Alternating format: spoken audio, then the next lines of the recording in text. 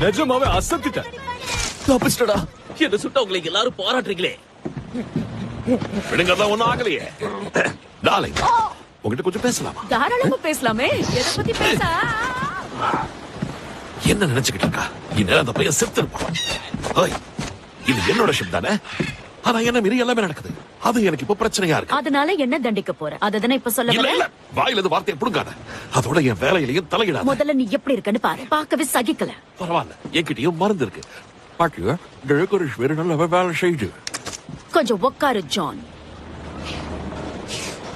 எல்லாரும் முன்னாடி என்ன அவமானப்படுத்துறியா? நீ அவமானப்படுறத தடுக்க முயற்சி பண்ற. முதல்ல உனக்கு முடிய விடுறேன். சரி சரி, சீக்கிரம் பண்ணு. என் ஸ்டேட்டஸ்